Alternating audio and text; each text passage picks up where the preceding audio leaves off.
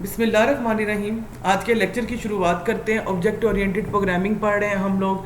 इसके अंदर कोई भी न्यू मेथड नहीं है, एक प्रोग्रामिंग को करने का एक स्टाइल होता है। इससे पहले जब भी हम प्रोग्रामिंग पढ़ रहे थे हम लोग जेनेरिक स्ट्रक्चर है, जनरल स्ट्रक्चर की बात करते थे, और अब जब हम बात कर रहे हैं तो हम लोग कर रहे हैं कि हम लोगों ने ऑब्जेक्ट और क्लासेस को यूज़ करते हुए अपनी प्रोग्रामिंग सिंटेक्स को कैसे कन्वर्ट करना है। एक चीज़ वो, और नंबर दो चीज़ ये है कि जो ऑब्जेक्ट ओरिएंटेड प्रोग्रामिंग होती है इसके अंदर मुख्तलिफ कॉन्सेप्ट्स यूज़ होते हैं। ठीक है, आज के लेक्चर के अंदर हम लोग किस किस चीज़ के बारे में बात करेंगे। सबसे पहले हम बात करेंगे कि पॉइंटर्स क्या चीज़ होती है। आप में से बहुत सारे स्टूडेंट जिन्होंने पीएफ को अच्छे तरीके से पढ़ा है उनको पॉइंटर्स के बड़ा अच्छे से इल्म होगा। पॉइंटर्स क्या चीज़ होती है, हम लोग स्टैटिक को कैसे यूज़ करते हैं और एंड ऑपरेटर कैसे यूज़ करते हैं। डायनामिक वेरिएबल और न्यू ऑपरेटर क्या चीज़ होती है ये भी आज की क्लास के अंदर हम देखेंगे। Dynamic arrays and dynamic objects क्या चीज़ होती हैं ये हम बाद में देखेंगे जो आपकी नेक्स्ट क्लास होगी। Stack local basis heap dynamic memory क्या होती है ये हम लोगों ने लास्ट प्रोग्रामिंग फंडामेंटल की क्लास के अंदर जब हम लोग बात कर रहे थे लिंक लिस्ट की तब भी हम लोगों ने हीप और मेमोरी एलोकेशन को पढ़ा था। लेकिन हम इसको दोबारा रिविजिट करेंगे क्योंकि जाहिर सी बात है कि वक्त के साथ साथ इंसान की मेमोरी जो होती है वो लूज हो जाती है और गार्बेज वैल्यू आना शुरू हो जाती है। ठीक है, फिर हम देखेंगे कि गार्बेज कलेक्शन क्या होता है, डिलीट का ऑपरेटर क्यों यूज करते हैं इसके अंदर। ठीक है, पैरामीटर रिविजिटेड क्या होता है, और पॉइंटर्स और अरेज को हम लोग एज अ पैरामीटर कैसे बनाते हैं। ठीक है, मूव करते हैं आगे और सबसे पहले बात करते हैं एक ऐसे प्रोग्राम के बारे में जहां पर हम लोगों को एक वेरिएबल स्टोर करवाया आई के अंदर जिसकी वैल्यू थी 40। ठीक है, तो हम लोगों ने क्या किया, अगर आप मेरे माउस की तरफ ध्यान दीजिएगा, पॉइंटर की तरफ, i इज इक्वल टू 40। ठीक है, तो ये मेरा जो पहला टेबल है ये बेसिकली मेरा मेमोरी वेरिएबल का टेबल है, और जो साथ ही बना हुआ ये मेरा मेमोरी है, यानी मेन मेमोरी जिसके अंदर जाके मेरी वैल्यूज स्टोर होती हैं। ठीक है, तो जब हम i इज इक्वल टू 40 लिखते हैं किसी भी प्रोग्राम के अंदर, let's visit the program first ताकि आप लोगों को इस चीज़ का ज़्यादा अच्छे से इल्म हो सके। ध्यान से देखना है, चीज़ मुश्किल नहीं है, आप लोगों को जब अंडरस्टैंड करोगे तो फिर ये बहुत मुश्किल काम नहीं रहेगा आप लोगों के लिए। ठीक है, मैं इसको अप्रोच वाली देता हूँ। ठीक है, और उसके बाद जो है मैं इसका नाम प्रोग्राम का रख रहा हूँ पॉइंटर डेमो। ठीक है, और ये देखिए जैसे ही मैंने प्रोजेक्ट बनाया तो ऑटोमेटिकली फाइल्स लिखी हुई आ जाती हैं। That's mean you don't need to create the files, you don't need to write the header files again and again. ठीक है, और मैं क्या करता हूँ यहाँ पे कर देता हूँ। प्रोग्राम के अंदर हम लोग सबसे पहला काम, हमारे प्रोग्राम के अंदर सबसे पहला काम हम लोग क्या करने वाले हैं, we are going to create a variable. अभी हम बहुत जेनेरिक काम करने लगे। आज की क्लास के अंदर आप ऑब्जेक्ट्स और क्लासेस के फंक्शंस को नहीं देखोगे, आप जनरल प्रोग्रामिंग को पहले देखोगे कि जनरल प्रोग्रामिंग के अंदर पॉइंटर्स को कैसे इस्तेमाल किया जाता है। ठीक है, चले जी कोडिंग स्टार्ट करते हैं।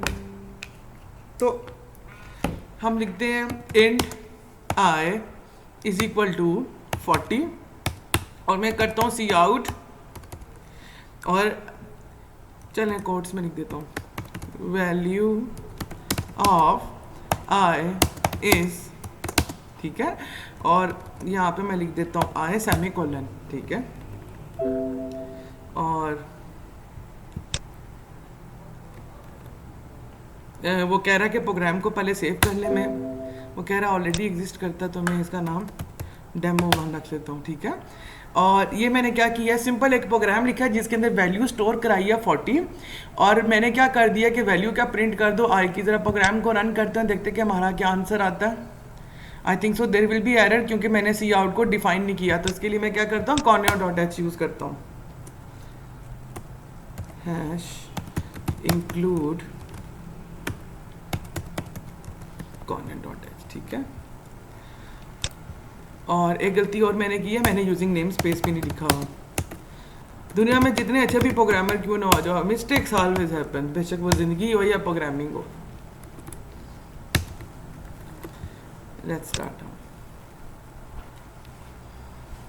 तो ये हमारा कोड रन होगा, देखेंगे अब वैल्यू जो आई की होगी, वैल्यू ऑफ आई इज 40 लिखा हुआ आएगा। ये देखें वैल्यू लिखी हुई है आई की, आई है 40। ठीक है, चलिए प्रोग्राम तो अभी हम लोग बंद करते हैं और हम देखते हैं कि जब हम कंपाइलर चलता है तो मेमोरी के अंदर ये चीज़ें कैसे जाकर सेव होती हैं।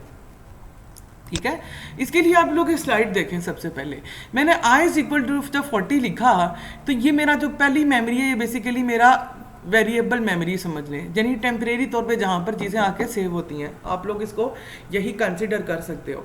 और ये जो दूसरा आप लोग ये पोर्शन देख रहे हो ये बेसिकली मेरी मेन मेमोरी है, जहाँ पर जाके मेरी वैल्यूज़ या जो भी चीज़ मैं इन्फॉर्मेशन सेव करना चाहता हूँ वो सेव हो सकती है। तो जब मैं लिखता हूँ i is equal to 40 that's mean कि वो मेमोरी में जाके पहले आई रखता है, ठीक है, और वो क्या कर देता है, बता देता है कि आई की जो वैल्यू है वो मेमोरी का जो एड्रेस नंबर 901 है वहाँ पर जाकर सेव कर दो। तो वो ये क्या करेगा कि 901 की वैल्यू उठा के मतलब उठा के जाएगा, चेक करेगा 901 किधर है और 40 क्या कर देगा वहाँ पर जाकर पुट कर देगा। तो जो मैंने लिखा आई इज इक्वल टू 40 उससे क्या हुआ कि यहाँ पर 901 पे वैल्यू जाके उधर पुट होगी। अच्छा जी, बहुत सारे बच्चे ये क्वेश्चन पूछेंगे कि डायरेक्ट क्यों नहीं वैल्यू हम लोग सेव करा सकते। देखें एक प्रोग्राम के अंदर बहुत सारी चीज़ें चल रही होती हैं, ठीक है। तो टेम्परेरी वेरिएबल्स को स्टोर करवाने के लिए हम लोग मेमोरी वेरिएबल वेक्टर या टेबल जो होता है उसको हम लोग अलग रखते हैं, ठीक है। अच्छा जी, जब मैं उसके बाद मैं कर रहा हूँ सी आउट और मैं यहाँ पे फॉर एग्जांपल आई करता हूँ तो कंपाइलर क्या करता है, वो जाके बोलता है आई की मुझे वैल्यू बताओ। आई बताता है कि मेरी वैल्यू जो है वो तो इंडेक्स नंबर 901 में पड़ी हुई है।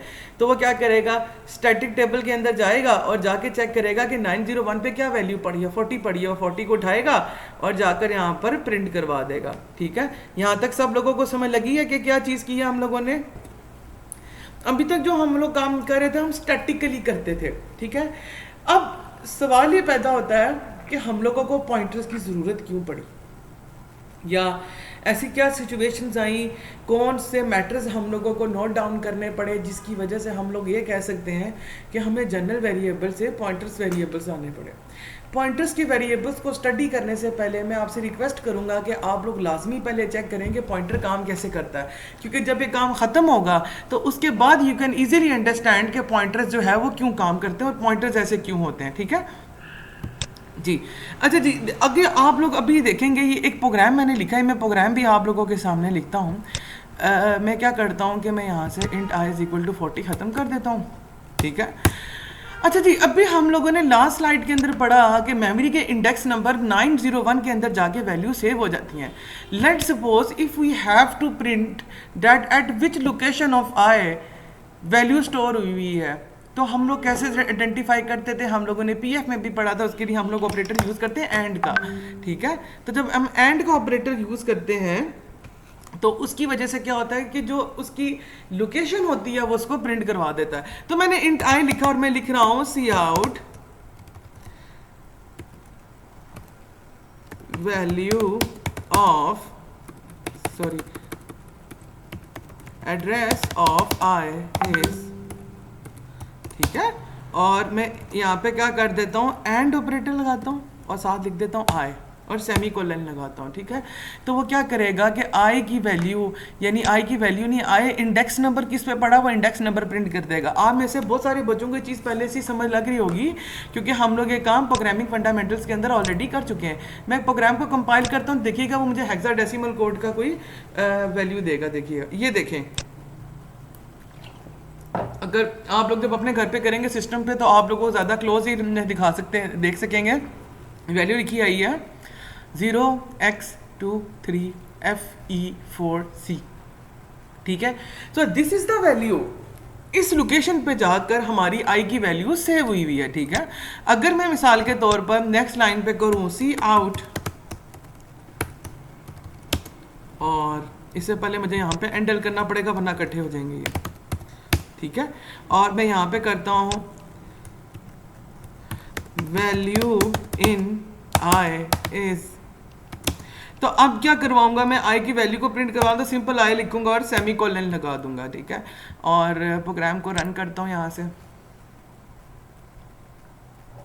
ये देखिए पहले लिखा हुआ है कि एड्रेस आई का क्या है, X0x23FE3C, यहाँ पर वैल्यू क्या पड़ी हुई है, 0 पड़ी हुई है, ठीक है। तो दैट इज़ द क्लेमिंग कि जब आप लोग इस तरह का काम करते हो और अगर आपको ये देखना हो कि कोई भी वेरिएबल किस लोकेशन पे जाकर उसकी वैल्यू को स्टोर कर रहा है, आप क्या करते हो, उसके साथ एंड ऑपरेटर लगाते हो और सी आउट करते हो, तो क्या कर देता है, उसकी वो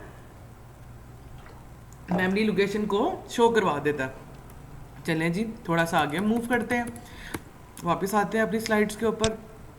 अच्छा जी, अब इसमें एक चीज़ नोटिसेबल ये है कि ये जो अभी हम लोगों ने किया है कि लोकेशन देखने के लिए हम क्या करते हैं, सी आउट एंड आई लिख देते हैं। आई मैं छोटा नहीं था लिख पा रहा, इसलिए बड़ा लिखने हो गया, ठीक है। तो जो स्टेटमेंट है वो क्या करेगी, जो आई की लोकेशन होगी वो कंसोल स्क्रीन के ऊपर, यानी ब्लैक कलर की जो स्क्रीन होती है उसके ऊपर वो क्या कर देगी, शो करवा देगी। Now the noticeable thing is कि चले जी ठीक है, आपने ये कर दिया। अब हम बात करते हैं पॉइंटर्स के बारे में, ठीक है। कि मिसाल के तौर पर हमारे पास एक ऐसी सिचुएशन आई है, pointers in a local variable की बात कर रहे हैं अभी हम लोग, कि अगर मिसाल के तौर पर हम लोग उस वेरिएबल को किसी स्पेसिफिक पोजीशन पर सेव करवाना चाहें तो क्या होगा। लेट्स सपोज मैं भी आपको करके दिखाता हूँ। ये मैंने इंट आई लिया था और मैं कह देता हूँ int B is equal to and I. देखे मैंने किया क्या है, आई एंड आई होगा तो मतलब क्या हो गया, आई का एड्रेस, ठीक है। इसमें सेव करा दो, बी में करवा दो, देखते हैं क्या ये मेरा प्रोग्राम रन होता है। नो, एरर आ गया है। एरर क्यों आया है, क्योंकि इंट यानी एंड आई जो है बेसिकली वो एक हेक्साडेसिमल बेस्ड है, जिसकी मतलब एक वेरिएबल या डाटा टाइप ही डिफरेंट है, और जो हम बी ले रहे हैं वो इंट ले रहे हैं। अब सवाल यहाँ पर पैदा होता है कि जब हम लोगों को मेमोरी के अंदर एक अपनी मर्जी की, मिसाल के तौर पर एक अलमारी खोलें तो जेनेरिकली हम लोगों की अपनी ख्वाहिश होती है कि शेल्फ नंबर 1 के अंदर हम लोग अपना शलवार कमीज़ रखें, और शेल्फ नंबर 2 के अंदर मिसाल के तौर पर हम लोग अपने वेस्टर्न ड्रेसेस रखें, शेल्फ नंबर 3 के अंदर मिसाल के तौर पर हमारा जो डिफरेंट ऑर्डिनरी कपड़े होते हैं घरों पे पहनने वाले हम वो रखें। तो in terms of computer sciences भी हम लोगों के पास इतनी वैरायटी होनी चाहिए कि हम एक स्पेसिफिक लोकेशन के ऊपर जाकर अपने डाटा को सेव कर सकें। जब इस तरह के इश्यूज आते हैं, that is the reason we are going to use pointer. Pointer शुरू में आप लोगों को थोड़े से टफ लगेंगे, लेकिन अगर आप लोगों ने साथ साथ वक्त के प्रैक्टिस करना शुरू की तो इंशाल्लाह ये वक्त के साथ साथ आप लोग इसके साथ फेमिलियर हो जाओगे, ठीक है। तो अभी हम लोग जरा पॉइंटर्स की पहले बात कर लेते हैं, ठीक है। तो अभी हम लोगों ने क्या बोला, देखें इसके अंदर जो है वही एरर आ रहा है। मैंने क्या बोला है कि मैंने सी आउट आई किया था, एंड आई तो उसने आई की लोकेशन को क्या कर दिया था, प्रिंट कर दिया था। तो अब मैंने क्या किया है कि जो आई की लोकेशन थी इसको बी में शिफ्ट किया, तो उसने एरर दे दिया क्योंकि वो दोनों की डाटा टाइप जो है वो सेम नहीं है, ठीक है। अच्छा जी, अब प्रॉब्लम ये है कि इशू क्या आया है कि बी जो है वो इंटीजर डाटा टाइप है, ठीक है। और दूसरी तरफ मसला क्या आया है, जो एंड आई हम यूज़ कर रहे थे यहाँ पर ये तो हेक्साडेसिमल बेस्ड है। तो इसका सोल्यूशन क्या है, इसका सोल्यूशन ये है कि हम लोग इस काम के लिए क्या कर सकते हैं, पॉइंटर्स को इस्तेमाल कर सकते हैं, which simply means B int asterisk B करेंगे, और स्टैरिक बी से हम लोग क्या करेंगे, वो हम लोग उसको लिंक करवाएंगे उसके मेमोरी एड्रेस के साथ, और फिर हम लोग उसको एक्सेस कर सकेंगे, ठीक है। अभी देखिए एक प्रोग्राम हम लोगों ने किया, अभी हम लोग इसको खुद भी करेंगे। लाइन बाय लाइन देखेंगे तो आप इस चीज़ को ज़्यादा इजीली और अच्छे से अंडरस्टैंड कर सकेंगे। मैं इसको फुल स्क्रीन में करता हूँ। ये देखें, इंट आई किया, सी आउट एंड आई किया, नो डाउट नो प्रॉब्लम, कोई इशू नहीं है, कुछ भी हो सकता है। एंड आई करेंगे तो इस तरह का जवाब आएगा जिस तरह अभी मैंने किया था, कि हर इंसान का जवाब डिफरेंट आएगा क्योंकि मेमोरी लोकेशंस या लोकेशंस जो होती हैं हर सिस्टम के अंदर मुख्तलिफ होती हैं, ठीक है। अच्छा, उसके बाद देखें मैंने पॉइंटर कैसे बनाया, ये देखें माउस की तरफ, इंट स्टारिक बी अंडरस्कोर पीटीआर। ये बेसिकली अंडरस्कोर पीटीआर लिखेंगे, नहीं लिखेंगे तब भी कोई मसला नहीं है, लेकिन हम लोग अंडरस्कोर पीटीआर क्यों लिखते हैं, because when we write underscore PTR we will define that this is a pointer, this is a temporary but a special variable. तो मैंने क्या किया, int asterisk B underscore PTR के नाम से एक पॉइंटर बनाया। अभी बस सिर्फ इस चीज को इतना अंडरस्टैंड करें, ठीक है। पहले क्या होता था, जब मैं b is equal to and I करता था तो वो एरर दे देता था कि आपका जो इंटीजर डाटा टाइप है और दूसरी डाटा टाइप सेम नहीं है। लेकिन अब जब मैं पॉइंटर बना रहा हूं that is a special variable, तो मैंने क्या किया है, b underscore ptr, line number ये देखिएगा, b underscore ptr is equal to and I. तो एंड आई के अंदर let suppose variable memory location save थी ABC, तो ABC उठ के किधर आ जाएगा, b_ptr में, ठीक है। और जब मैं सी आउट करूंगा b_ptr, तो जाहिर सी बात है कि जो एंड की वैल्यू थी, एंड आई की वैल्यू थी, वो किस में चलेगी, b_ptr में। तो सी आउट क्या हो जाएगा, वही मेमोरी लोकेशन प्रिंट हो जाएगी। चलें जी, अपने प्रोग्राम को अब इस तरीके से करने की कोशिश करते हैं। मैंने क्या किया, ये एरर आता, अब इस एरर को ही हम लोग सॉल्व करने जा रहे हैं, ठीक है। मैं करता हूँ cout value of i is, ठीक है। और मैं यहाँ पे क्या कर दूंगा, एंड आई लिखूंगा, ठीक है। तो इससे क्या होगा, एंड आई की वैल्यू जो होगी वो क्या हो जाएगी, प्रिंट हो जाएगी। मैं एंड एल कर देता हूँ ताकि नेक्स्ट लाइन पे चला जाए, ठीक है। उसके बाद थोड़ी सी ग्लैमराइजेशन ऐड करने के लिए मैं लाइन लगा रहा हूँ, कुछ भी नहीं, दिस इज नथिंग, डरना नहीं है इतना, ये कुछ भी नहीं है, हाल ही मैंने सिर्फ बार्स लगाए हुए हैं। चलें जी, अब मैं क्या करता हूँ, एंड स्टैरिक b_ptr सेमीकोलन, ठीक है। मैंने क्या किया, एक b के नाम से एक पॉइंटर बनाया, जो किसकी डेटा टाइप क्या रखी, मैंने इंट रखी। तो इसका मतलब है कि जो मेरी यहाँ पर आके वैल्यू स्टोर होंगी वो इंटीजर टाइप ही होंगी। क्यों, क्योंकि मैंने पॉइंटर की डेटा टाइप भी क्या ली है, इंट ली है, ठीक है। ये कर लिया। अब मैं क्या करूँगा, b_ptr, ठीक है। मैं कहता हूं किसकी इक्वल कर दो, एंड आई सेमीकोलन, ठीक है। और फिर मैं क्या कर देता हूं, cout value of pointer right now is, और अब मैं क्या करूंगा, एंड तो नहीं करेंगे ना क्योंकि पॉइंटर है हमारे पास, _ptr सेमीकोलन लगा देते हैं, ठीक है। और उसके बाद रिटर्न 0 ऑलरेडी जो कि नीचे इम्प्लीमेंटेड है, तो I don't need to reapply it again. तो मैं प्रोग्राम रन करता हूँ। ये देखें, बहुत गौर से देखना है, मैं मैग्नीफायर यूज़ करता हूँ आपके लिए, क्योंकि आप लोगों के लिए आउटपुट को अंडरस्टैंड करना बहुत बहुत ज़रूरी है। सिस्टम बहुत स्लो हो गया, लेकिन चलें है। ये देखें ज़रा गौर से, देखें value of i is 0x23FE44। ये तो सिंपल आई की वैल्यू को, एड्रेस को मैंने क्या करवा दिया, प्रिंट करवा दिया। अब मेरे पास सिचुएशन ये कि मैंने पॉइंटर में सेव कराया था, लिखा हुआ value of pointer right now is, दोबारा से OX23FE44। तो इसका मतलब क्या हुआ कि मैं पॉइंटर को यूज़ करते हुए किसी के भी वेरिएबल को, किसी दूसरी वेरिएबल लोकेशन को पॉइंटर के अंदर स्टोर करा के उसको मैं प्रिंट करवा सकता हूँ, ठीक है। आई होप सो आप लोगों को इस चीज़ की समझ लगी होगी। प्लीज़ मुझे मैसेजेस पे बताएं कि आप लोगों को समझ लगी अभी तक जो हम लोगों ने किया। चले जी, ये हम लोगों ने कर तो लिया। मेन चीज़ इसके अंदर ये है कि हम ये सब कुछ तो कर ही इसीलिए रहे थे कि हम लोगों ने मेमोरी लोकेशन को डायनेमिक मेमोरी एलोकेशन करनी थी, कि स्पेसिफिक मेमोरी एलोकेशन ना हो। स्लाइड्स की तरफ आता हूँ, ज़्यादा अच्छे से अंडरस्टैंड कर सकेंगे। अच्छा जी, ये हमारी स्लाइड थी जो हम लोगों ने मुकम्मल की। अब आप ज़रा गौर से देखिएगा, ये पहली जो लाइन है ये तो पिछले प्रोग्राम की, यानी पिछले प्रोग्राम में किस तरह वेरिएबल्स जाके स्टोर होते थे तो उसको किया। अब हम लोगों ने क्या किया, हम लोगों ने b_ptr के नाम से एक वेरिएबल बनाया था, तो वेरिएबल यहाँ पर लिखा हुआ आ गया, ठीक है, जिसकी डाटा टाइप क्या थी, इंटीजर थी, ठीक है।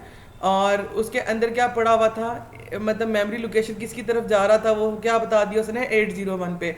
तो कंपाइलर क्या करेगा, यहाँ पर आएगा, वो वेरिएबल की जगह b_ptr लिखेगा, यानी जो वेरिएबल का नाम है, और यहाँ पर वैल्यू की जगह यहाँ पे क्या लिख देगा, इसकी जो मेमोरी का एड्रेस है 801 पर, जिस तरह यहाँ पे 901 था, इसका 801 लिख दिया कंपाइलर ने, ठीक है, और सेव कर दिया। और 801 में जाके b_ptr कर दिया। क्यों, क्योंकि b_ptr किसको लिंक कर रहा है, आई को, हमने कह दिया वो बराबर है। तो जब वो कंपाइलर चलता है, मिसाल के तौर पर जब ये कोड मिसाल के तौर पर यहाँ पर आएगा, int b_ptr होगा, तो क्या होगा, b_ptr की जगह 801 लिख देगा, और 801 में जाके b_ptr कर दिया। क्यों, क्योंकि b_ptr किसको लिंक कर रहा है, आई को, हमने कह दिया वो बराबर है। तो जब वो कंपाइलर चलता है, मिसाल के तौर पर जब ये कोड मिसाल के तौर पर यहाँ पर आएगा, int b_ptr होगा, तो बी अंडरस्कोर PTR लिखने होगा, वेरिएबल की जगह मेमोरी एलोकेट होगी 801 की, 801 पे जाकर वो क्या लिख देगा, बी अंडरस्कोर PTR। क्यों? क्योंकि B itself B underscore PTR के अंदर कोई भी वैल्यू सेव नहीं है। बी अंडरस्कोर PTR किसको पॉइंट कर रहा है? मेमोरी लोकेशन 901 को, आई को। क्यों? आप कोड के अंदर देखें, हमने कोड के अंदर बाद में क्या बोला है कि B underscore PTR is equal to and I, यानी एंड आई, यानी आई का जो लोकेशन एड्रेस है उसको क्या बना दो, बी अंडरस्कोर PTR का। तो ये देखिए, जब हम यहाँ पे कंपाइलर रीड करेगा नेक्स्ट लाइन को, तो वो क्या करेगा, बी अंडरस्कोर PTR के अंदर किसका एड्रेस डाल देगा, आई का, और आई का एड्रेस क्या है, 901। कंपाइलर जाएगा 901 के पास और उसकी वैल्यू देखेगा 40, तो उसको क्या कर देगा, प्रिंट करवा देगा। इसी तरह अगर मैं ये बोलूँ कि मुझे बी अंडरस्कोर PTR का एड्रेस बताएं क्या है, तो वो क्या होगा, 801 नहीं होगा। क्यों? क्योंकि B underscore PTR itself is pointing to someone else memory address. इसीलिए जब आप लोग आई की वैल्यू को प्रिंट करवा रहे थे, सॉरी आई के एड्रेस को प्रिंट करवा रहे थे और फिर पॉइंटर के एड्रेस को प्रिंट करा रहे थे, दोनों की वैल्यूज सेम आ रही थी। ठीक है, होप सो आप लोगों को इस डोमेन तक समझ लग गई होगी। प्लीज मुझे बताएं, देता हूँ। जब हम लोगों ने बी अंडरस्कोर PTR बनाया, ये कोड देखो, कंपाइलर यहाँ पर आया और उसने देखा कि एक पॉइंटर बना रहे हैं हम लोग बी अंडरस्कोर PTR से। कंपाइलर ने क्या किया, मेमोरी के अंदर जाके बी अंडरस्कोर PTR लिखा और उसको एक मेमोरी एड्रेस एलोकेट कर दिया 801, यानी 801 पे जाके जो है ना इसकी वैल्यू जो होगी वो स्टोर होगी। लाइन नंबर 2 पे आ जाओ। लाइन नंबर 2 में लिखा है B underscore PTR is equal to and I, यानी आई का जो एड्रेस है उसको क्या कर दो, बी अंडरस्कोर PTR बना दो। इसीलिए अगर आप यहाँ पे देखो तो यहाँ पर कोई वैल्यू नहीं लिखी हुई, यहाँ पर क्या लिखा हुआ है, बी अंडरस्कोर PTR। तो वो क्या कर रहा है, इसको लिंक कर रहा है आई के साथ। इसीलिए जब हम लोग cout and b underscore PTR कर रहे हैं तो वो बेसिकली आई की जो मेमोरी एड्रेस है उसी को प्रिंट करवा रहा है। ये अगर आप देखो इस कोड के अंदर भी आई की वैल्यू जब प्रिंट हुई है तब भी सेम आंसर है, और जब बी अंडरस्कोर PTR को मैंने सी आउट करवाया है तो तब भी आंसर सेम आ रहा है। क्यों? क्योंकि B underscore PTR is equal to and I, यानी आई का जो एड्रेस है उसको बी अंडरस्कोर PTR बना दो। अब समझ लगी है? मूव करते हैं थोड़ा सा आगे। और अभी तक हम लोगों ने ये किया था, ये देखें, ये इसी का पार्ट 2 है बेसिकली जो अभी हम लोगों ने किया ना। जब हम लोगों ने B underscore PTR is equal to and I किया, तो एंड आई की वैल्यू क्या थी, एंड आई का एड्रेस क्या था, 901। तो यहाँ पर आके क्या सेव हो गया, 901। जो अभी आप ऊपर आप कह रहे थे ना कि ये चीज़ इधर क्यों लिखी हुई आ रही है, इसका जो पार्ट 2 है, यानी ये लाइन नंबर 1, इसको ये इस कोड की एग्जीक्यूशन है, int asterisk B underscore PTR, ठीक है। और उसके बाद ये जो लाइन नंबर 2 है, B underscore PTR is equal to and I, तो क्या किया यहाँ पर उसकी वैल्यू किसने सेव करवा दी, 901। और 901 किसकी वैल्यू थी, एंड आई की। एंड आई की वैल्यू क्या थी, एंड मेमोरी एड्रेस क्या था, 901। तो 901 किधर आके सेव हो गया, बी अंडरस्कोर PTR में। तो ये देखो 901 इधर लिखा हुआ आ गया। अब कॉन्सेप्ट क्लियर हुआ थोड़ा सा? चलिए जी आगे मूव करते हैं। अच्छा जी, अब हम एक ऐसा प्रोग्राम करने जा रहे हैं जिसके अंदर पहले प्रोग्राम को अंडरस्टैंड कर लें तो आराम से जो है आप उस चीज़ को अंडरस्टैंड कर सकेंगे। अब देखें, इंटाइल लिया हम लोगों ने, मैं ज़रा इसकी फुल लोकेशन ऐड कर देता हूँ ताकि आप लोग इसको ज़्यादा अच्छे से अंडरस्टैंड कर सको। देखो, इंट आई लिया मैंने, सी आउट एंड आई किया, तो इसका मतलब क्या है कि आई की जो मेमोरी एड्रेस है या मेमोरी लोकेशन है उसको क्या कर देगा, वो प्रिंट करवा देगा। ठीक है, फिर मैंने क्या किया, int asterisk B underscore PTR, यानी हमने एक टेम्परेरी स्पेशल वेरिएबल पॉइंटर बनाया। हम लोगों ने बोला कि B underscore PTR is equal to and I, यानी भी वही काम किया जो हम लोगों ने लास्ट टाइम किया।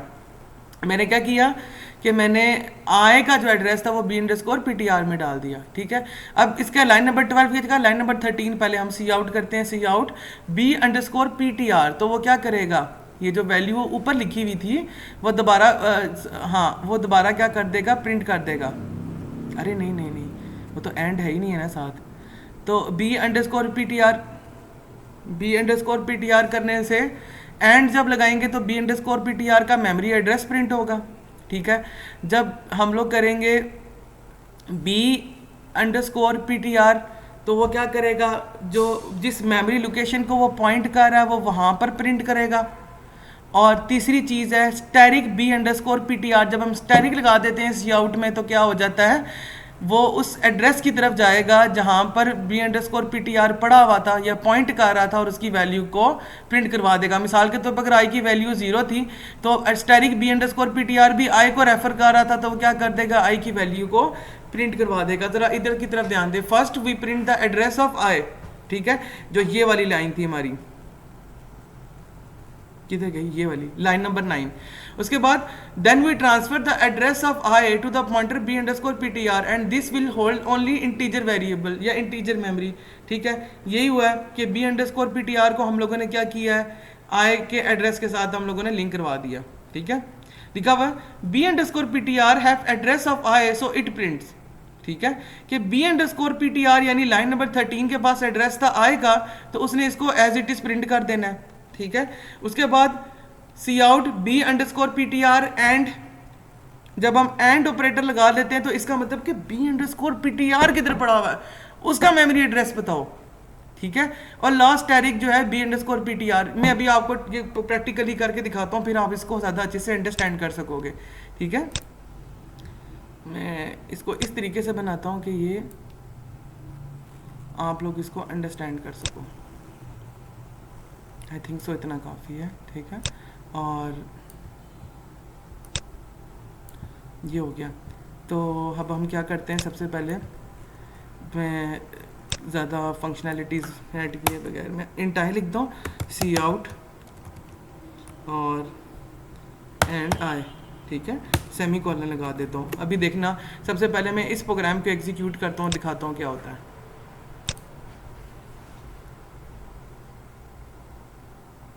ये देखें मेमोरी एड्रेस आ गया है X0X23FE4C, ठीक है। मैं अब इसको कॉपी नहीं कर सकता, अदरवाइज मैं कॉपी ज़रूर करता, लेकिन ये इसका एड्रेस आ गया, ठीक है। अब मैं क्या करता हूँ, टेम्परेरी पॉइंटर बनाता हूँ बी अंडरस्कोर पीटीआर वाला ही। मैं क्या लिखूँगा, इंड स्टारिक बी अंडरस्कोर पीटीआर, ठीक है। फिर मैंने क्या बोला कि बी अंडरस्कोर पीटीआर जो है वो किसके बराबर है, आई के एड्रेस के, बिल्कुल ठीक। मैं सबसे पहले क्या करता हूँ, सिंपल बी अंडरस्कोर पीटीआर को पहले प्रिंट करवा के दिखाता हूँ कि होता क्या है। आप उस कोड को छोड़े जो मैं कोड कर रहा हूँ, आप इसकी तरफ ध्यान दीजिएगा, ठीक है।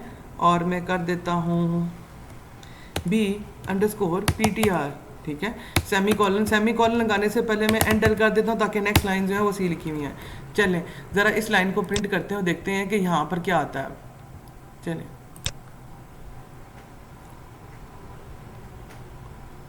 अच्छा सॉरी, मैंने ऊपर से हैंडल नहीं किया था तो दोनों मिक्स लिखी हुई आ रही हैं। अब रादर देन मैं यहाँ पर करूँ, मैं यहाँ पर सी आउट अलग कर देता हूँ, ठीक है,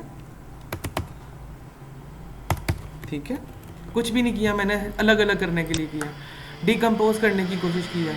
now I don't know other you can do magnify और नॉट, कि जब मैंने सी आउट बी अंडरस्कोर पीटीआर किया है, क्योंकि बी अंडरस्कोर पीटीआर के अंदर किसका एड्रेस पड़ा था, एंड आई का, तो उसने देखे आंसर दोनों के सेम आए हैं, यानी वही चीज़ जो हम लोग पहले कर चुके हैं। अब मैं क्या करता हूँ, मैं कंपाइलर को कहता हूँ मुझे एड्रेस बताओ कि बी अंडरस्कोर पीटीआर खुद किधर पड़ा हुआ है, खुद किधर एग्जिस्ट करता है, मेमोरी लोकेशन क्या है बी अंडरस्कोर पीटीआर की। देखें ज़रा, मैं आप लोगों को स्लाइड में दिखाता हूँ, ये देखें, ये बी अंडरस्कोर पीटीआर भी तो 801 में पड़ा हुआ था ना। मैं ये पूछ रहा हूँ कि बी अंडरस्कोर पीटीआर किधर पड़ा हुआ है, ये नहीं कि वो पॉइंट किधर का आ रहा है। अभी हम ज़रा प्रोग्राम रन करते हैं और देखते हैं कि हमारी क्या वैल्यूज़ आती हैं।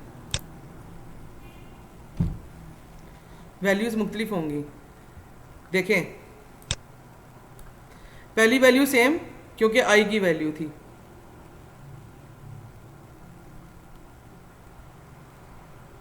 उसने गार्बेज वैल्यू तो नहीं पिक कर दी, 1 2 3 बार से आउट हुआ।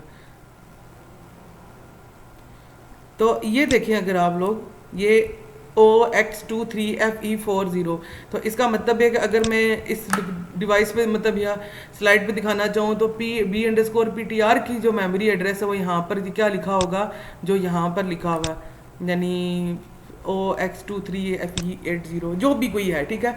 तो ये जो है ना, मैं यहाँ पे लिख देता हूँ, चलें OXFE8300 या जो भी कोई है, तो ये मेमोरी एड्रेस के ऊपर क्या है, बी अंडरस्कोर पीटीआर का वैल्यू पड़ी हुई है।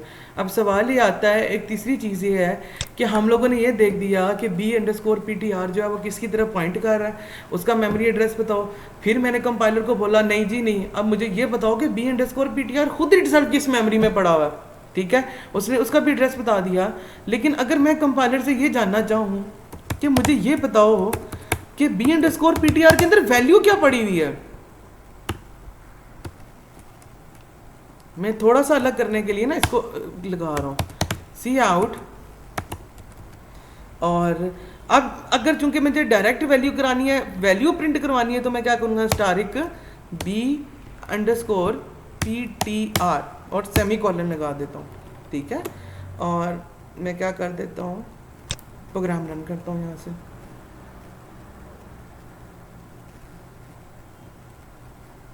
सॉरी, यहाँ पे सेमी कॉलन आता है, प्रोग्राम रन करता हूँ। घबराए मत, दोबारा डिस्कस कर लेंगे, इतनी बड़ी बात नहीं है, होती रहती हैं ऐसी चीज़ें।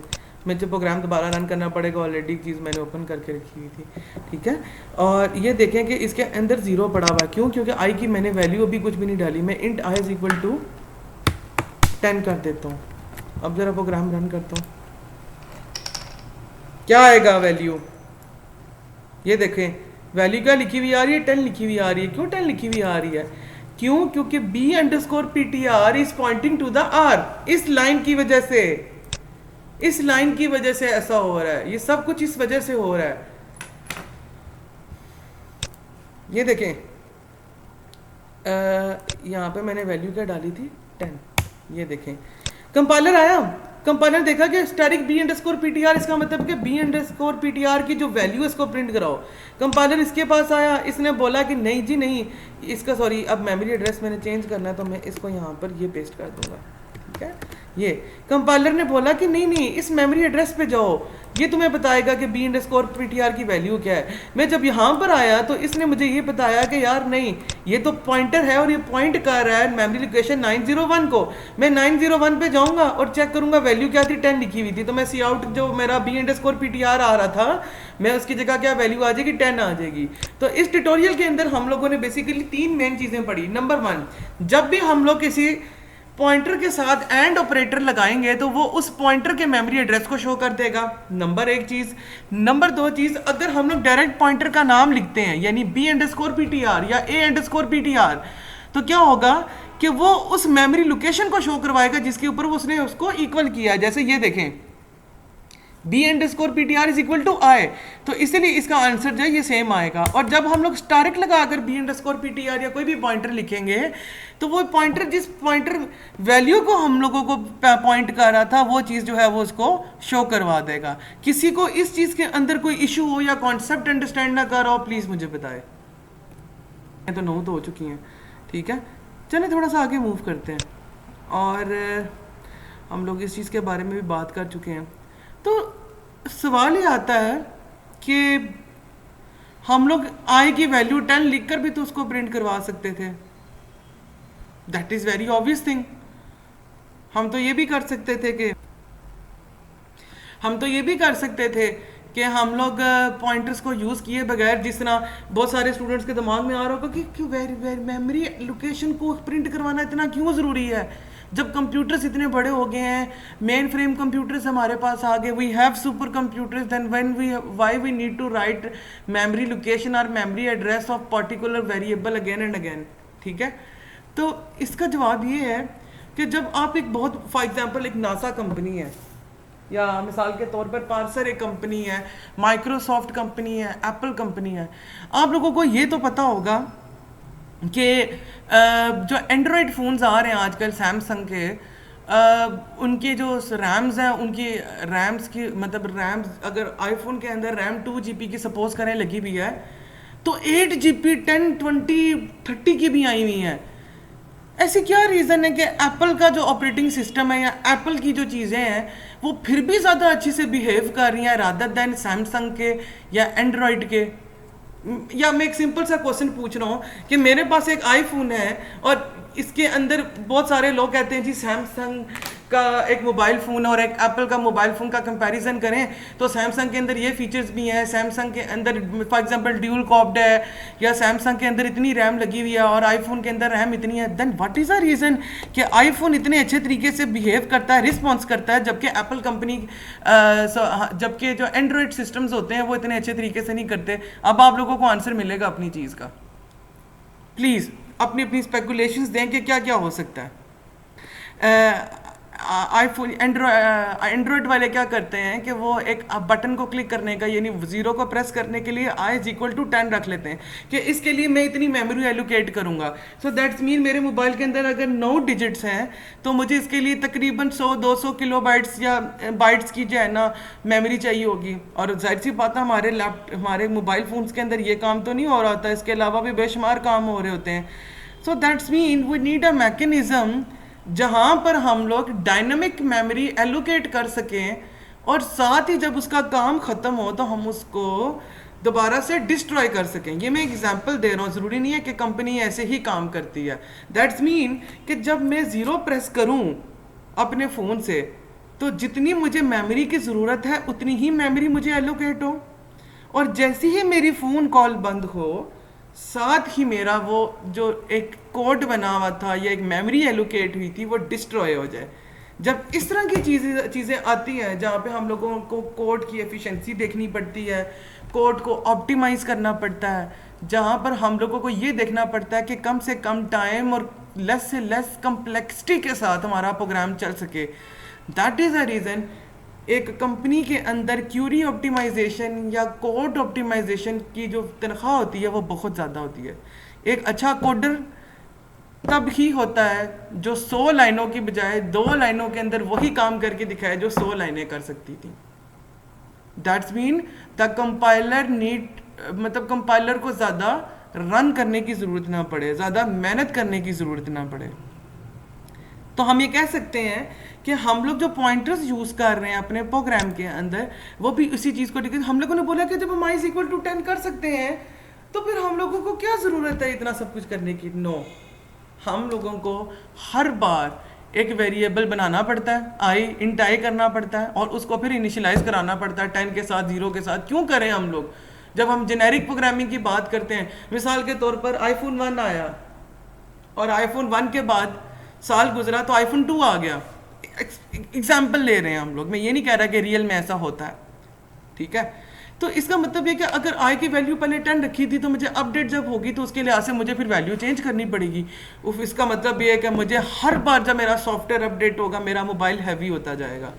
मुझे एक ऐसा मैकेनिज्म लेकर आना है कंप्यूटर के अंदर जिसके अंदर मैं क्या कर सकूं, एक नॉर्मल मेथड को यूज़ करते हुए, पॉइंटर्स को यूज़ करते हुए पॉइंट करवा दूं। मिसाल के तौर पर हमारे मोबाइल की जितनी भी ऐप्स हैं वो उन सब की अगर आप परमिशन में जाके चेक करेंगे तो वो बोलेगा कि हमें कैमरा की एक्सेस और उसकी एक्सेस चाहिए होती है कॉन्टैक्ट्स की। आई डोंट नो वाइदर कि इसकी ज़रूरत क्यों पड़ती है, क्योंकि ब्रीच ऑफ कॉन्फिडेंशियलिटी है। लेकिन चले छोड़ें, टॉपिक अलग, हम इस बारे में फिर कभी बात करेंगे। और सबको ज़रूरत पड़ती है तो मैं ऐसा करता हूँ, इसके लिए भी वेरिएबल्स बनाता हूँ, दूसरी ऐप के लिए भी वेरिएबल बनाता हूँ, तीसरी ऐप के लिए भी वेरिएबल बनाता हूँ। So that's mean if my mobile has 60 apps then I have to create 60 variables, और एक वेरिएबल दूसरे से मिलता जुलता नहीं होना चाहिए, which is a big headache for me. इस चीज़ से बचने के लिए मैं पॉइंटर्स का इस्तेमाल करता हूँ। जब मैं पॉइंटर्स में आता हूँ तो वो क्या करता है, पॉइंट करता है। बेशक तुम व्हाट्सएप यूज़ करो, बेशक तुम वाइबर यूज़ करो, बेशक तुम बिंगो यूज़ करो, आप कोई भी ऐप यूज़ करो, बेशक तुम फेसबुक यूज़ करो, all of them as pointers which are pointing to the proper memory location of contacts. तो वो क्या करते हैं, सिर्फ मेमोरी लोकेशन को कॉन्टैक्ट कर, यानी मेमोरी लोकेशन में कॉन्ट्रैक्ट्स मेमोरी लोकेशन में जिस जगह पड़े हुए हैं वो उसकी तरफ पॉइंट करते हैं। तो जब वो उसकी तरफ पॉइंट करते हैं तो क्या होता है कि उसकी अपनी मेमोरी जो होती है वो उतनी की उतनी रहती है। जिस तरह कि मुझे कोई बोले कि किसी के घर गोश्त देना है, रादर दैन के मैं उस बंदे को साथ पकड़ के लेकर जाऊं और उसको बताऊं ये फलाने का घर है, ये फलाने का घर है, नहीं, मैं अपने घर से खड़ा होकर पॉइंट कर देता हूँ, वो सामने वाले घर जाओ वो उसका घर है, फिर फलाने के घर जाओ वो उसका घर है, वो सामने जाओ वो उसका घर है। तो मैंने क्या किया, बीइंग एज अ पॉइंटर, मैंने पॉइंट किया किसी दूसरे की मेमोरी लोकेशन को, और इससे क्या हुआ, मेरा टाइम बचा, नंबर 1 चीज़, नंबर 2 मेरी मेहनत बच गई।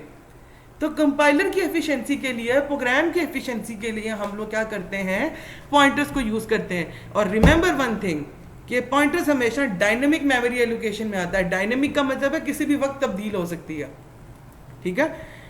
एक प्रोग्राम देखते हैं, ये प्रोग्राम बड़े गौर से देखने वाली चीज है। इंट स्टैटिक a_ptr, यानी वही चीज की जो मैंने पहले की थी। नई चीज मैंने क्या की, is equal to new int. अब मैंने ऊपर कहीं int i j k l या उसको बराबर किसी के किया, नहीं किया। मैंने यहां पर तो ये भी नहीं बताया कि मैं किस वेरिएबल के बराबर कर रहा हूं। I have done nothing. मैंने क्या किया, मैंने int asterisk a_ptr is equal to new int किया। ये हमने क्यों किया, अभी हम आगे देखते हैं। ये देखिएगा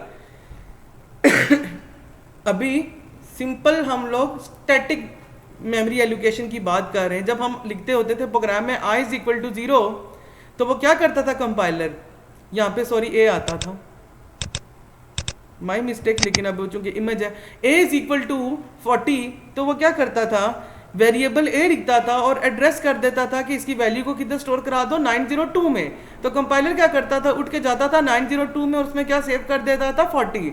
ये चीज हम लोग पहले से ही पढ़ चुके हैं, ठीक है। तो जब भी इंटीजर मैंने इंट आई लिया तो बेसिकली 4 बाइट्स को रिजर्व करा रहा है मेमोरी के अंदर। इसका मतलब क्या है, I should have identifier which shows I, यानी मेरे पास आई होना जरूरी है। नंबर 2, मेरे पास आई की वैल्यू भी होनी चाहिए, तब ही मैं जाके उसको मेमोरी में सेव करा सकता हूँ। और अभी हम लोगों ने बात की कि जब हम बड़े प्रोग्राम्स की बात करते हैं, कोड एफिशिएंसी की बात करते हैं, तो ये हमारे लिए बहुत बड़ा मेस क्रिएट कर सकता है। अब हम आते हैं डायनेमिक मेमोरी एलोकेशन पे। अब हम लोगों ने प्रोग्राम में लिखा इंट स्टारिक, ये इस लाइन के ऊपर गौर कीजिएगा, int asterisk a_ptr is equal to new int.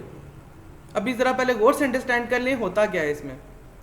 जब हम लोग a_ptr लिखते हैं तो वो क्या करता है, वेरिएबल a_ptr लिखा इसने और इसने बोला कि 902 में जाकर उसको सेव करा दो, यानी स्टैटिक के सेक्शन में जाओ और 902 में जाकर इसको सेव करा दो। तो हम लोग 902 में गए। 902 वाला क्या करेगा, बोलेगा मैं इसको डायनामिक मेमोरी एलोकेशन करने लगा हूं, डायनामिकली इसको मेमोरी देने लगा हूं। तो वो किसको पॉइंट करेगा, किसी डायनामिक मेमोरी की लोकेशन को, जो थी 90100। इसीलिए अगर आप ये देखें बेसिकली डबल पॉइंट है, यानी कोई मुझसे कोई मैं किसी को बता रहा हूं तुम उधर जाओ और वो बंदा बोले उसकी तरफ जाओ, ठीक है। तो एक जो बीच में था वो स्टैटिक मेमोरी एलोकेशन हो गई और जो लास्ट पे बंदा गया वो क्या था, डायनामिक मेमोरी एलोकेशन हो गई। सवाल ही पैदा होता है सर इसमें इतना बड़ा मेस करने की क्या जरूरत थी, जब स्टैटिक था तो हम डायनेमिक की तरफ क्यों आ रहे हैं। अभी हम देखते हैं आगे, ठीक है। अभी तक समय लगी है सब लोगों को, पहले सिर्फ इतना बताएं, सिर्फ हम लोगों ने क्या किया है कि स्टैटिक मेमोरी एलोकेशन और डायनेमिक की, स्टैटिक ने क्या किया, डायनेमिक के मेमोरी एड्रेस की तरफ हम लोगों को लोकेट करवा दिया। यहां तक समझ लगी है सब लोगों को, चले जी। अच्छा जी, तो हम लोगों ने क्या किया, बेसिकली हम ये कह सकते हैं कि मैंने फॉर एग्जांपल निमरा के घर जाना था, तो मैंने क्या किया, मैंने शाहजेब को बोला कि शाहजेब मुझे निमरा का घर बताओ। तो शाहजेब क्या था, स्टैटिक मेमोरी थी। शाहजेब ने बोला कि निमरा का जो घर है वो उसका नंबर है 90100। तो मैंने वहाँ से फिर उसको यूज़ करते हुए निमरा के घर चला गया जिसका एड्रेस था 90100। Sorry Nimra, using your name, but मेरे पास और कोई ऑप्शन नहीं था तो तीसरा बंदा हो। जहाँ मिसाल के तौर पर अगर मुझे अमान के घर जाना है, चूँकि दोनों एक ही घर में रहते हैं, तो मैंने क्या किया, मैंने सैफ को बोला कि मुझे अमान का एड्रेस बता दो और सैफ ने मुझे बताया कि आगे से अमान का एड्रेस ये है। तो अब इसमें फ़ायदा क्या हुआ, ठीक है। अब ये अगर आप प्रोग्राम देखें, int asterisk a_ptr is equal to new int, यानी ये जो ऊपर वाला काम है हम लोगों ने ये कर दिया और मैंने लिखा a_ptr इज इक्वल टू 20। तो 20 किधर आकर सेव होगा, इधर सेव होगा डायनेमिक में, यहाँ पर आकर सेव होगा। ये क्यों होगा, हम लोग इधर डायरेक्ट क्यों नहीं सेव करवा रहे, अभी बस आपको 2 स्लाइड्स बाद पता चलने वाला है। फिलहाल अभी आप ये कंसीडर करें कि 20 यहाँ पर आकर डायनेमिक की बॉक्स में आकर सेव हो गया। तो सी आउट a_ptr स्टैटिक करूंगा तो क्या होगा, स्टैटिक मैंने बोला था कि जब भी स्टैटिक आएगा इसका मतलब क्या है कि जिस पॉइंटर को वो पॉइंट कर रहा है, जिस चीज को वो पॉइंट कर रहा है उसकी मेमोरी उसकी वैल्यू को प्रिंट करवा दो। तो मैंने एड्रेस के ऊपर क्या वैल्यू रखी थी 20, तो आंसर क्या आएगा 20 आएगा। चले जरा इंप्लीमेंट करते हैं इसे।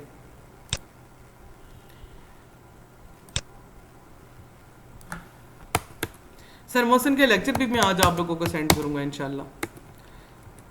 अगर आप लोगों को बहुत दिल है ज़्यादा पढ़ने का तो आप उनका लेक्चर भी अटेंड कर सकते हो। Int A underscore PTR is equal to and new int, sorry ये न्यू इंट बेसिकली मेरी आप कह सकते हैं कि डाटा टाइप है जिसमें हमने कोई वेरिएबल नहीं लिखा, XYZ कुछ भी नहीं लिखा। मैंने बोला asterisk a underscore PTR is equal to 20, ठीक है। और सी आउट क्या करवा दिया मैंने,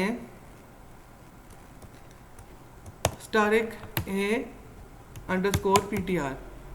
मैं पहले आपको रन करके बताता हूँ, फिर बताता हूँ मेमोरी में क्या हुआ क्या है जब हम ये करते हैं। तो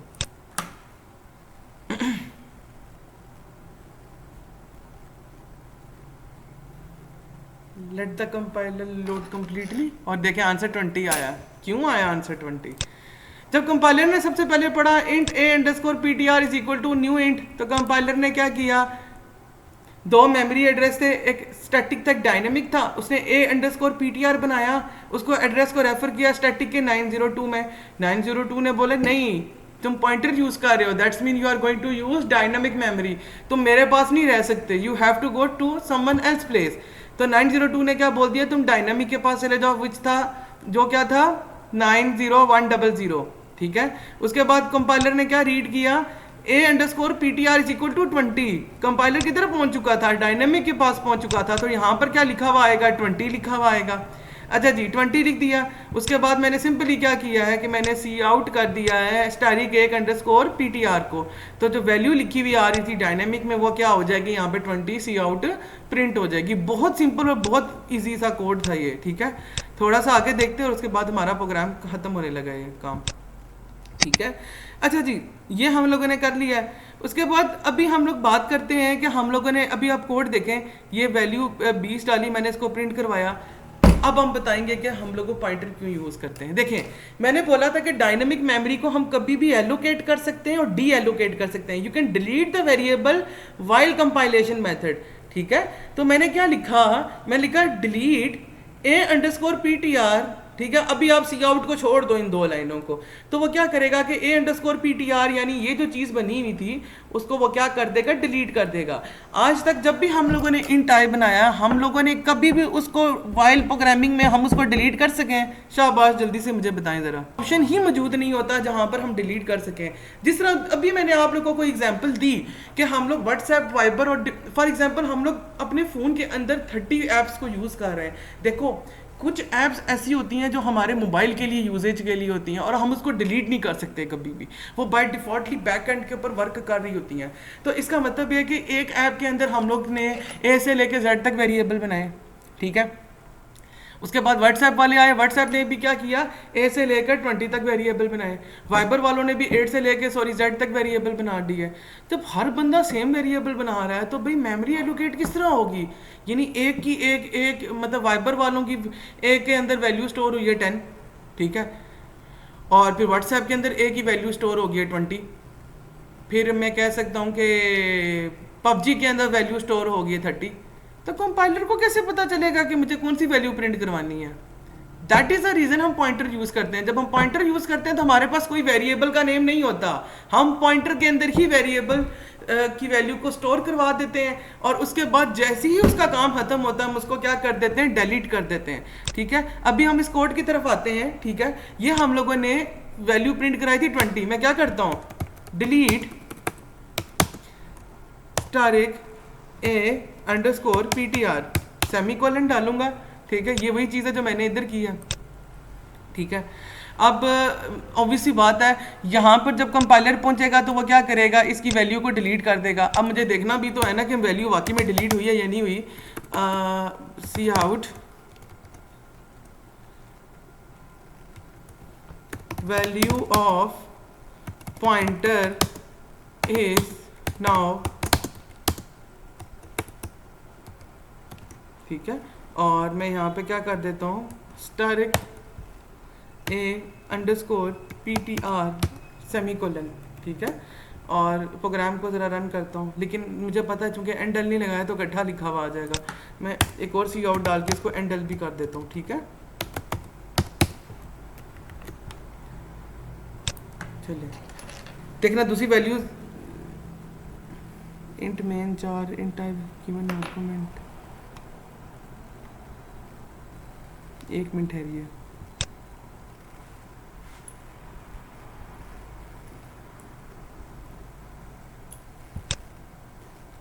तो वैल्यू तो प्रिंट करनी चाहिए, डिलीट।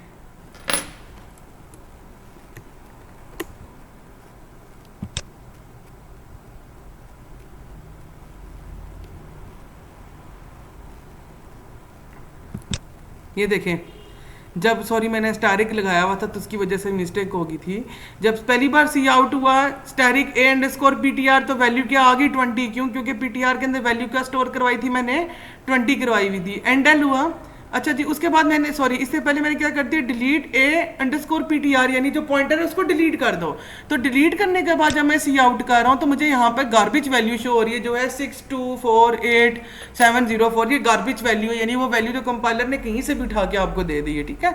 तो इसका मतलब ये है कि on the programming basis on the compilation time मैं किसी भी वेरिएबल को बाय यूजिंग पॉइंटर बना सकता हूँ और उसको डिलीट कर सकता हूँ। तो इसका मतलब ये कि अगर मेरे पास आईफोन है, मैंने 0 का बटन प्रेस किया तो फौरन वो क्या हो गया, वेरिएबल बना, पॉइंटर बना, उसने पॉइंट किया, काम मुकम्मल हुआ, साथ ही डिलीट देके डिलीट हो गया, डिस्ट्रॉय हो गया। तो इसका मतलब है कि मेरे फोन के ऊपर बोझ जो है वो कम पड़ रहा है। दैट इज अ रीजन, जितना अच्छा क्यूरी ऑप्टिमाइज्ड होगा, जितना अच्छा कोड आप करोगे, वो उतने अच्छे तरीके से बिहेव करेगा। चलें जी, तो यही चीज अभी हम लोगों ने पढ़ी कि you can delete the variable by using pointers, ठीक है, but you can't delete in the normal way. आप नॉर्मल वे में आई को डिलीट नहीं कर सकते। ये देखें, अगर मैं यहाँ पे इंट आई लिखूं, डिलीट आई लिखूं, तो वो बोलेगा ये अननाउन है, ये डिलीट क्या करना चाह रहे हो, डिलीट तो नहीं हो सकता कुछ भी, ठीक है। तो हम लोगों ने इन ऑल ये चीज़ पढ़ी कि जो मेमोरी एलोकेशन होती है और जो डी एलोकेशन का मतलब होता है मेमोरी का डिलीट हो जाना, सॉरी वेरिएबल का वैल्यू का डिलीट हो जाना। हम कह सकते हैं कि पॉइंटर्स के through by using compilation time हम ना सिर्फ वेरिएबल के अंदर वैल्यू स्टोर करवा सकते हैं वेरिएबल को इनिशियलाइज किए बगैर, बल्कि उसके साथ साथ उस पॉइंटर को यूज करते हुए मेमोरी को डी एलोकेट भी करवा सकते हैं, ठीक है। तो ऑल इन ऑल आज किस हम लोगों के लेक्चर के अंदर हम लोगों ने 2-3 चीज़ों को मेनली डिस्कस किया। सबसे पहले हम लोगों ने देखा पॉइंटर्स क्या होते हैं, फिर हम लोगों ने देखा कि पॉइंटर्स मेमोरी एलोकेशन में काम कैसे करते हैं, फिर हम लोगों ने देखा कि चलें जी ठीक है, हम लोगों ने पॉइंटर्स तो बना दिया, हम लोगों को ज़रूरत क्यों पड़ी पॉइंटर बनाने की। हमने 3 चीज़ें डिस्कस की। जब भी हम पॉइंटर के साथ बगैर पॉइंटर के साथ कुछ भी चीज़ लिखे हुए प्रिंट करेंगे तो वो क्या कर देगा, उसकी मेमोरी वेरिएबल मेमोरी लोकेशन को शो करवा देगा, और चूंकि हमने आई के बराबर की थी तो उसने आई को शो करवा दिया। जब हम एंड लिखेंगे तो वो उस पॉइंटर की वैल्यू मेमोरी एड्रेस को प्रिंट करवाएगा, और जब हम लोग स्टैरिक लिख देते हैं तो उस पॉइंटर के अंदर पड़ी हुई वैल्यू को वो क्या करवा देता है, स्टोर करवा देता है। हमने देखा कि असाइनमेंट ऑपरेटर यानी इक्वल टू जब हम न्यू इंट करते हैं तो उसका क्या फायदा होता है। फिर हम लोगों ने देखा ठीक है हम लोग कर तो रहे हैं लेकिन मेमोरी में कैसे काम करेगा, स्टैटिक। और फिर हम लोगों ने बात की डायनामिक की कि डायनामिक के लिए कैसे वर्क करती है, ठीक है। उसके बाद हम लोगों ने एक प्रोग्राम लिखा और प्रोग्राम के बाद हम लोगों ने क्या किया, उस पॉइंटर को डिलीट भी करवा दिया साथ ही। और हम लोगों ने ये चीज़ साबित की कि जब हम पॉइंटर्स यूज करते हैं तो हम किसी भी वेरिएबल पॉइंटर को किसी भी टाइम कंस्ट्रक्ट कर सकते हैं और किसी भी टाइम उसको डिलीट कर सकते हैं। तो आज के लेक्चर के लिए बस यही था। आप लोगों का कोई क्वेश्चन है तो प्लीज़ अपने मैसेजेस में मुझसे अभी पूछ लें।